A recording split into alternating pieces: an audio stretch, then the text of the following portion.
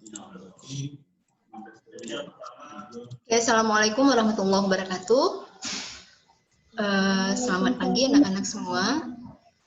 Semoga kita semua dalam keadaan sehat walafiat ya, walaupun yang join hari ini nggak terlalu banyak. Nah, tapi nggak apa-apa. Oke, kita mau ngelanjut pelajaran yang kemarin. Nah, kalau kemarin kita udah bahas 2 tahapan ya, pra-embrionik sama embrionik, atau kalau misalnya mau kita analogkan itu kayak pra itu berarti bagaimana proses pematangan gamet sampai terjadinya penyerbukan. Kalau berhasil maka terjadilah pembuahan, maka hasilnya adalah buah dan biji. Nah, maka embrionik bagaimana embrio itu berkembang sampai buahnya kita makan, kemudian bijinya berkecambah. Ya, nah itu. Jadi sampai buah apel yang kita makan itu habis dagingnya, kemudian bijinya jatuh ke tanah. Nah itulah fase embrionik. Nah, jadi sampai batas itu. Nah, jadi ketika dia jatuh ke tanah, nah dia akan mengalami tidur dulu ya. Kalau bahasa tanaman itu dormansi. Nah, jadi nggak langsung dia. Ada masa dormansi, dan masa dormansi ini masing-masing tanaman itu beda-beda. Nah, ada yang dia sehari, ada 2 hari, bahkan ada yang ratusan tahun. Nah, maka jangan heran kalau misalnya kalian nanti mungkin kuliah di IPB, kalian akan nemu koleksi bibit tanaman yang sudah dormansi atau tidur panjang selama ratusan tahun. Nah, jadi begitu. Nah, maka tanaman ini sangat bervariasi ya, nak, sangat bervariasi. Dari mulai dia mematangkan dirinya sampai dia tidur panjang tadi.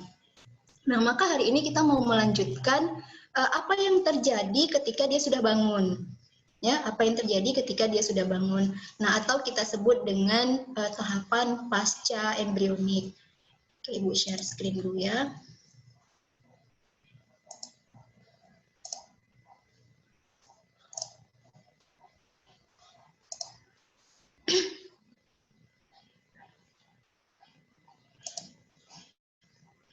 Oke, maka tujuan kita belajar hari ini tuh cuma satu ya, menjelaskan bagaimana tahapan pasca embrionik pada tanaman. Nah, nanti garis besarnya akan ada 2 topik pembahasan.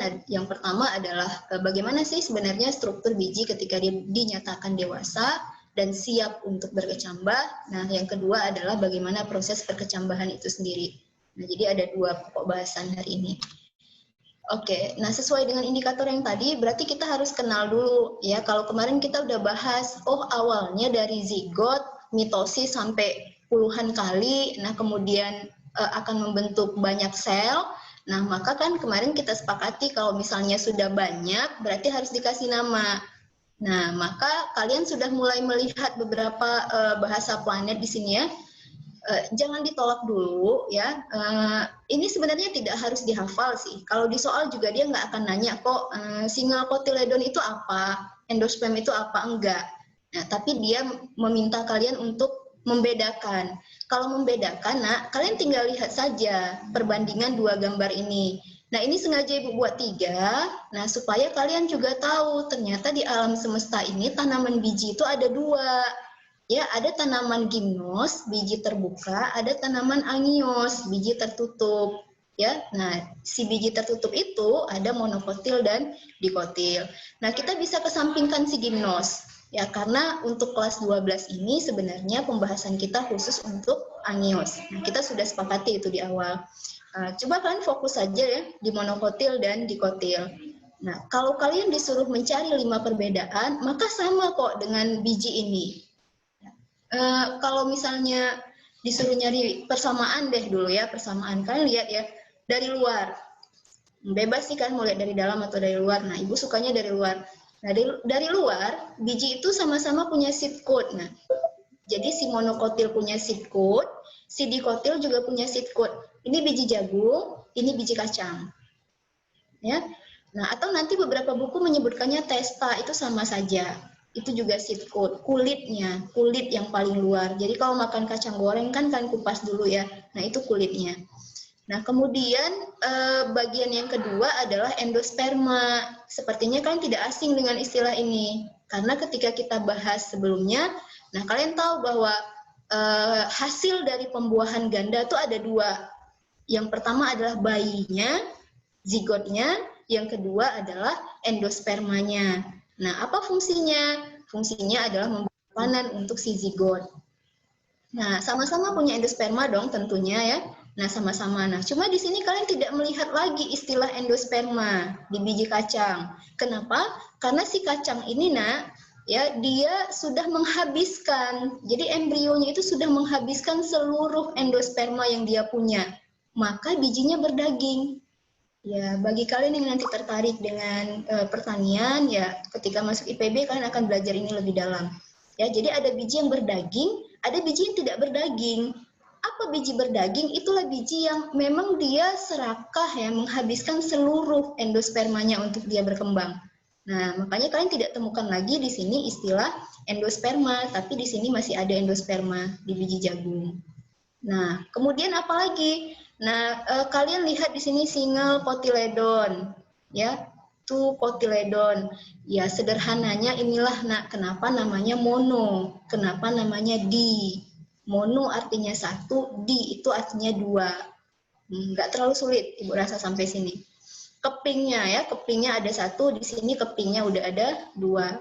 Ini sangat mudah diamati karena si kawan ini memang serakah sekali ya, menghabiskan seluruh endosperma. Nah, kemudian ada embrionya. Nah, jadi embrio ini pun, Nak, sudah terdiferensiasi. Nah, sudah ada embryonic shoot, sudah ada embryonic root. Nah, root, mungkin kalian nggak tahu ini, tapi kayaknya kalian familiar dengan kata root. Root ini kan calon akar ya. Nah, shoot ini nanti calon tunas. Sama ya, sama-sama punya keduanya. Kalau di sini nanti istilahnya first leaf, ya daun pertama, ya tunas pertama, samalah dengan embryonic shoot tadi.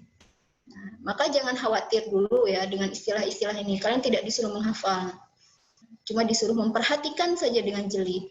Nah, itu struktur biji dewasa. Jadi biji itu ketika ingin berkecambah, maka harus punya semua ini.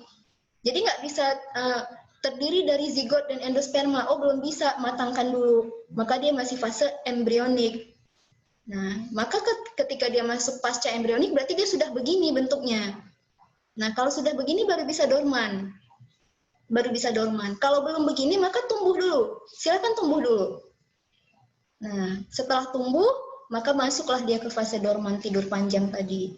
Nah, ini ya, Nak, perbedaan yang mendasar antara biji monokotil dengan biji dikotil. Dan kalian juga bisa lihat beberapa persamaannya. Ya, sebenarnya ini sama saja ya, cuman beda tampilan. Nah, ini konsep berikutnya yang mau Ibu tekankan. Nah, di gambar yang pertama, ya seolah-olah kalian melihat, oh, Bu, semua biji dikotil itu pasti akan serakah menghabiskan endosperma. Oh, ternyata tidak. Nah, kalian bisa lihat ya, common garden bean ini adalah kacang tanah, kemudian castor bean ini adalah biji jarak. Nah, jadi dalam bahasa Inggris. Nah, kemudian kalian lihat ya, kalau tadi yang garden bean memang udah jelas, kita nggak melihat nih, cotyledonnya tuh udah penuh, dan kalian sudah tidak melihat adanya endosperma. Tapi ada beberapa beberapa dikotil yang ternyata tidak menghabiskan seluruh endosperma. Nah, kalian bisa lihat ini masih berwarna biru, ya, masih ada endospermanya. Nah, kalian lihat ini cotyledonnya kurus sekali, ya. Nah, dia sepertinya tidak terlalu banyak makan. Nah, maka dia tidak menghabiskan seluruh cadangan makanan yang disediakan. Selebihnya sama, dia punya ya kalau di slide sebelumnya mungkin namanya embryonic shoot, embryonic root. Nah, beberapa buku nanti akan menyebutkannya sebagai epikotil. Epi artinya di atas, berarti inilah yang akan jadi daun, tunas. Hipokotil berarti artinya di bawah, dialah yang akan jadi batang. Kemudian radikula inilah yang akan jadi akar, radix. Nah, begitu.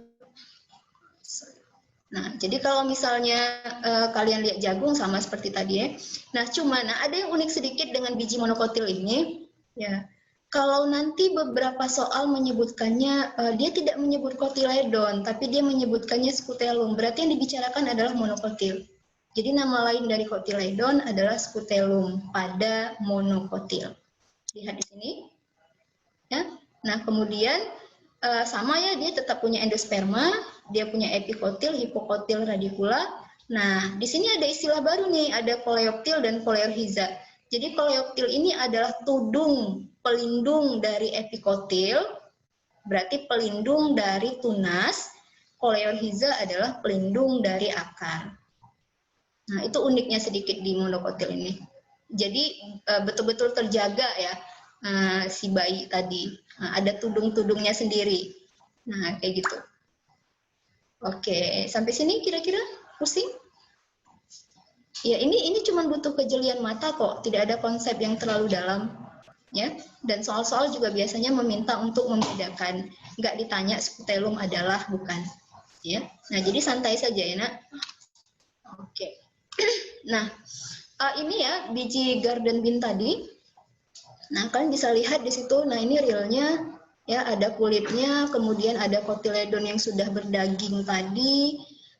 Kemudian ada testa atau seed coat-nya, dan kemudian ada germ-nya ya. Jadi germ inilah yang tadi ada epikotil, hipokotil, radix tadi. Nah, atau kalau kita belah kan jadinya begini ya kacang ini. Entah kalian pernah amati, entah tidak. Nah, kalian bisa lihat nih jelas ya, ada kotiledonnya ya yang sudah sangat berdaging. Kemudian sudah ada plumula atau first leaf tadi, atau embryonic shoot, atau epikotil, inilah calon tunas. Kemudian ada radicula embryonic root, nah inilah calon akar. Oke, kita mau lihat penampakan beberapa biji. Nah, ini kelapa ya. Nah, kelapa ini agak sedikit unik, nah ya, agak sedikit unik. Nah, karena dia kalau kalian lihat dari luar, ya berarti dari luar itu ada outer coat. Jadi ada kulitnya juga, tapi kulitnya itu sudah benar-benar lengket dengan si sabutnya. Sampai-sampai kita nggak bisa kupas, gitu. Jadi kalau misalnya kacang kalian kupas masih terlihat kulitnya. Salak kalian kupas masih terlihat kulitnya. Apel walaupun tidak terlihat tapi masih bisa kalian pakai pisau. Nah, cuma kalau untuk kelapa, nah kalian hampir tidak bisa membedakan mana kulit mana sabut. Nah, semacam sudah bersatu, tapi dia tetap punya seed coat. Nah, kemudian di dalam seed coat ini kan pasti ada ini ya. Kalau di sini dibuat fibrous coat of fruit. Jadi macam modifikasi lah, nah ya, sudah termodif kelapa ini menjadi serabutnya. Nah, bijinya yang mana? Yang dikatakan biji. Jadi ini buah ya. Nah, ini daging buah nih. Jangan kalian bayangkan semua buah itu kayak apel, kayak salak. Jadi ada buah yang justru dagingnya itu nggak bisa kita makan. Gitu. Contohnya apa? Kelapa. Ini daging kelapa yang mana, Bu? Daging buah. Ya. Ada daging buah, ada daging biji. Ya. Ini daging buahnya, serabutnya. Daging bijinya yang mana? Ya, berarti kan start biji itu mulai dari batok kelapa ya. Mulai dari batok kelapa, nah itulah seed coat dari si biji itu. Ya. Nah, jadi mulai dari batok kelapa, nah kemudian ada kelapanya yang kita kukur itu, nah kemudian ada air kelapanya, dan kalau dia sudah tua ada kentosnya kalau bahasa kita, ya ada kentosnya. Jadi kentos itulah embrionya, ya kentos itulah kotiledonnya. Di kentos itulah nanti kalian temukan epikotil, hipokotil, radicula tadi. Endospermanya yang mana? Endospermanya ada dua, ya kalian bisa lihat ya. Ada white flash solid endosperm di sini, ya. Nah inilah yang si yang si kelapa tadi. Nah, dan ada airnya. Nah, unik kan di kelapa ini. Jadi endospermanya ada dua jenis tuh. Ada yang cairnya, ada yang kelapanya. Kayak gitu. Bayinya yang mana? Bayinya si kentos tadi. Kayak begitu ya. Jadi kalau mau nanam kelapa, ya tunggu sampai dia punya kentos dulu. Dan kalau sudah punya kentos, biasanya airnya sudah tidak manis. Nah, kelapanya sudah hampir habis. Kemana pergi? Loh, kan fungsi mereka sebagai cadangan makanan, sebagai endosperm. Berarti memang tugasnya untuk menyalurkan makanan tadi ke si kentos itu. Nah, maka kelapa yang sudah berkentos biasanya mama kita tuh nggak akan memakai untuk nyayur atau apa gitu. Nah, itu untuk kelapa. Nah, itu sedikit unik, makanya Ibu perkenalkan ke kalian ya. Nah, ini kelapa yang masih muda. Nah, Ya masih muda, jadi dia belum terspesialkan ada serabut dan teman-temannya tadi. Iya, nanti bisa dilihat saja di slide ya.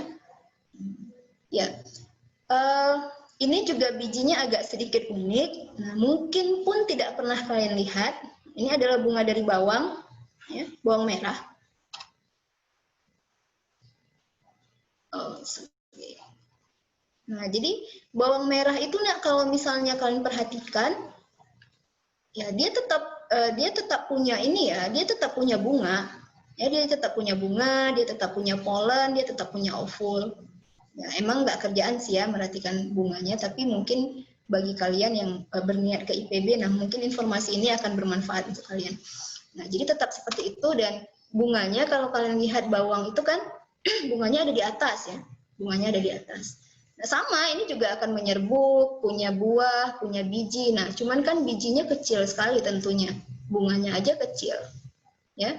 Jadi buahnya bukan bawang. Nah, itu konsep sekali ya. Buahnya bukan bawang ini. Bawang ini adalah modifikasi dari daun. Atau kalau kelas 4 SD itu bahasanya adalah ini adalah umbi. Ya, umbi lapis. Nah, maka kalau orang di Brastagi itu nanam bawang, nah kalau misalnya dia ingin dibibit, dijadikan sampai dia punya biji, nah biasanya tuh bawangnya akan habis. Karena ini ngasih makan terus. Tapi kalau misalnya dia pengen jual bawangnya, maka akan dipanen sebelum dia berbunga. Karena kalau dia dipanen sudah berbunga, berarti bawangnya sudah mengecil.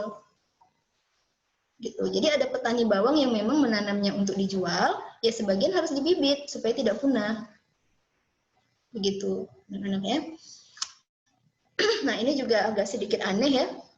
Nah, kalau kalian lihat tuh pisang, ya ini kayaknya bukan sesuatu yang asing, ya, bunga pisang. Nah, inilah di jantungnya itulah bunga pisangnya. Nah, cuman kalau kalian lihat buah pisang itu justru terbentuk di luar bunga. Nah, maka nanti kalian akan temukan istilah namanya buah partenokarpi. Itu pernah muncul di soal SBM. Ya, jadi buah partenokarpi itu buah yang terbentuk bukan dari hasil penyerbukan. Nah, jelas dong di sini bunganya. Buah pisangnya malah di atas. Nah, jadi ini bukan dari hasil penyerbukan. Gitu, nah. Ini buah partenokarpi. Nah, nanti kalau pengen tahu lebih dalam ini boleh dibaca-baca ya. Nah, ini sebagai tambahan informasi saja di kalian.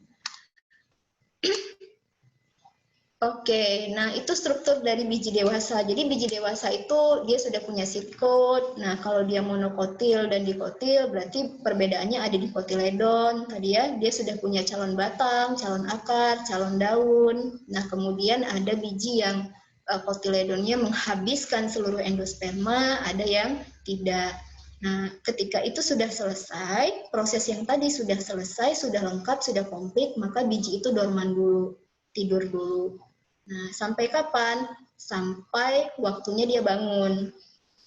Ya, waktunya dia bangun. Jadi masing-masing biji itu punya fase tersendiri ya, Nak. Nah, bagaimana cara mudah untuk membangunkannya? Ya, cara paling mudah untuk membangunkannya adalah disiram air. Sama kayak kalian. Ya, kalau bangkong ya susah dibangunin, ya disiram air gitu. Nah, maka kalau kalian ingin membuat biji itu bangun, supaya dia mulai melanjutkan hidupnya, ya maka dia harus kalian hentikan dulu dormansinya, ya non-dormansit. Nah, kasih air. Tidak kalian kasih air, kalian sebar langsung di tanah juga nggak apa-apa. Dia akan mencari air, tapi tentunya lebih lama. Gitu. Kalian tunggu orang bangun, ya lama, bisa jadi sampai zuhur baru bangun. Gitu. Maka disiram dulu. Nah, kemudian kalian lihat di sini ya, ya. Jadi testa ruptur tuh pecah ya, Nah, kalau udah dikasih air kan dia bengkak ya, direndam. Jadi biasanya para petani itu kalau beli bibit direndam dulu sebentar. Kalau udah direndam, ya otomatis bengkak.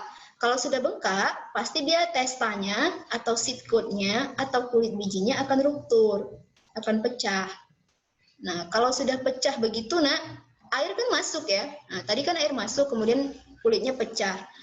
Nah, akibat masuknya air itu ada efeknya ya bagi si biji itu. Nah, yang pertama adalah aktifnya hormon. Nah, ya, jadi ini ABA ini adalah asam absisat. Nah, yang membuat biji itu dorman asam absisat. Jadi ada yang memerintahkan, bukan tiba-tiba dia dorman, enggak. Ada yang memerintahkan. Jadi hormon itu nanti akan kita bahas di pertemuan berikutnya.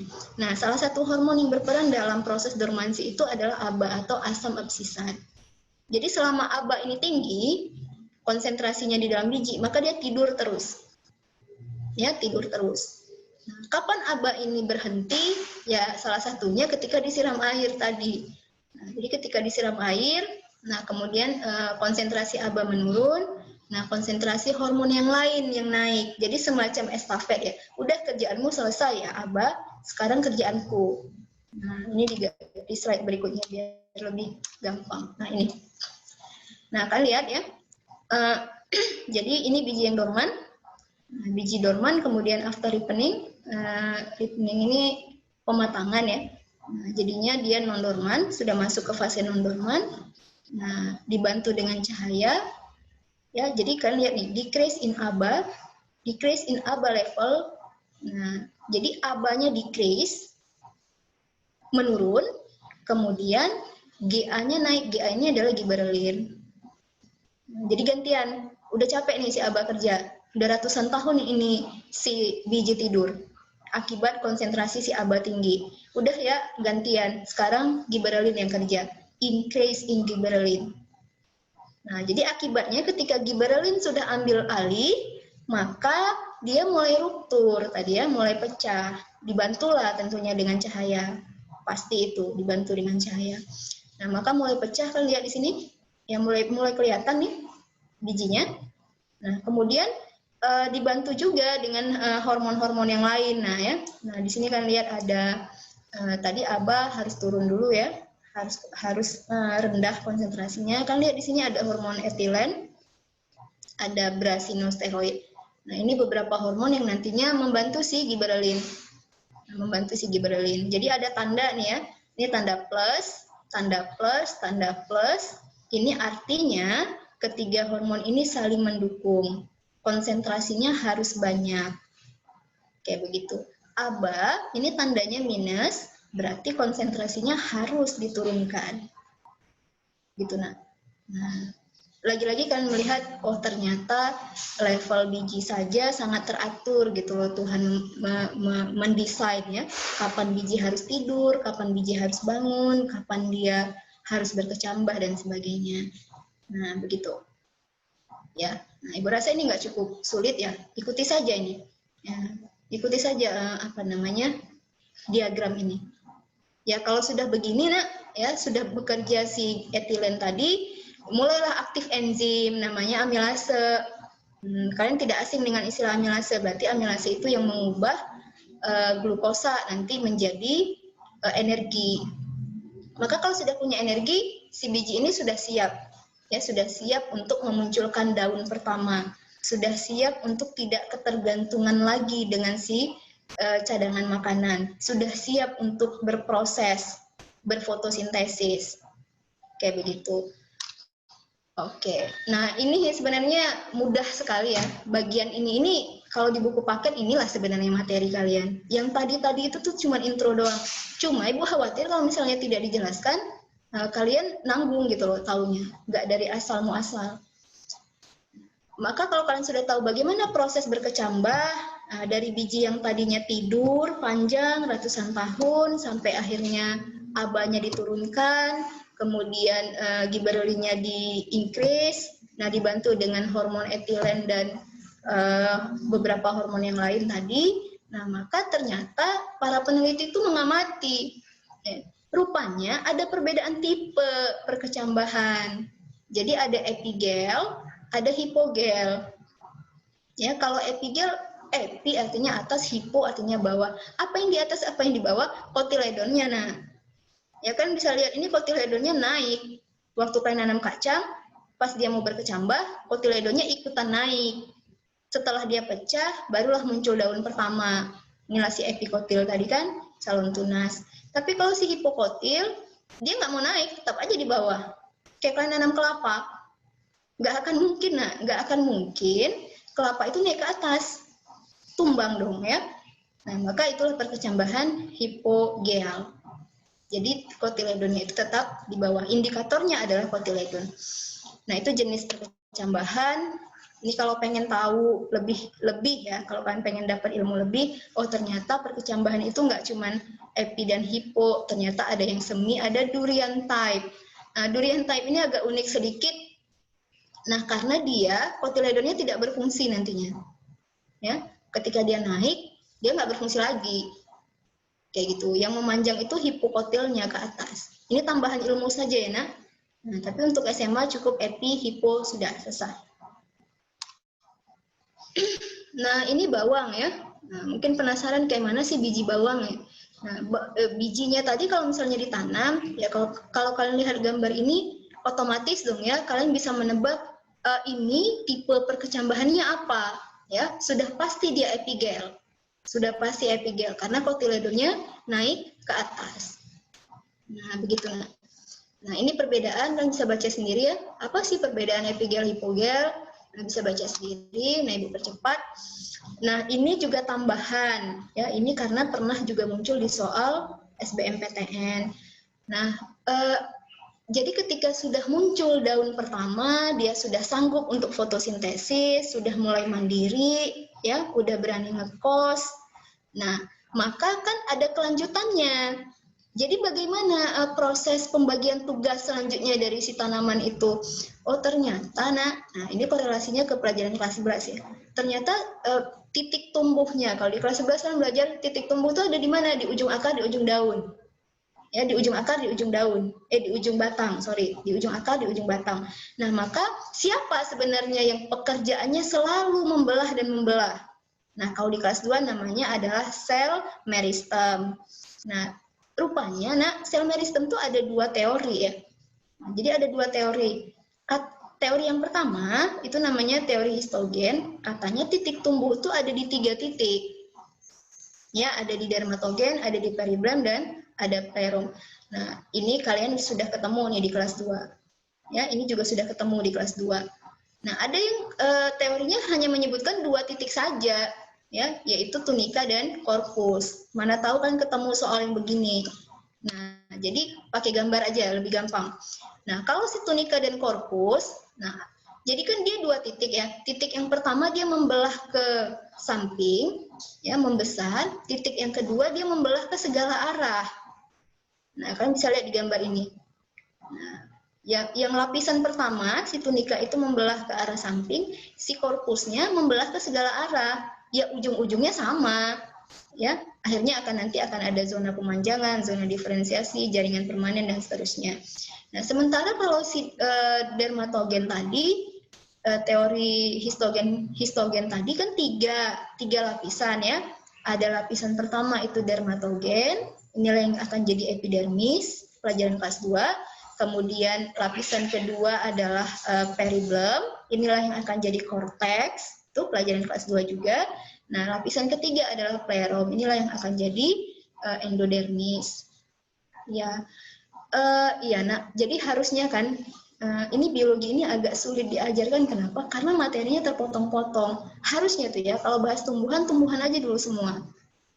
Nah, ini kalian udah belajar tumbuhan part B-nya tuh di kelas 2. Justru part A-nya ada di kelas 3. Gitu. Ya.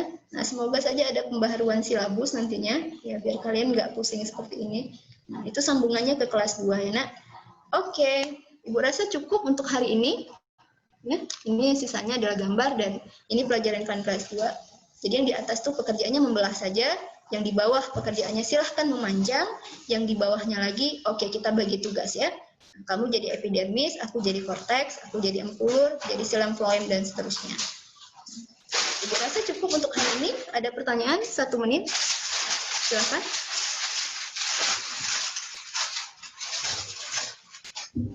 Tidak ada? Oke, terima kasih anak-anak. Kalau misalnya ada hal yang ingin dibahas, boleh japri ya. Boleh dari psikologi, boleh japri, boleh email. Ya, silakan manfaatkan segala macam sosial media. Yang penting adalah tetap aja nak belajar ya, tetap aja dulu menyesuaikan dengan kondisi yang ada sekarang. Ya, tetap latihan, tetap dibaca bukunya, tetap dibaca modul yang dikasih guru-gurunya. Oke, Bu tutup. Terima kasih. Assalamualaikum warahmatullahi wabarakatuh. Waalaikumsalam warahmatullahi wabarakatuh. Thank you, ma'am. Oke.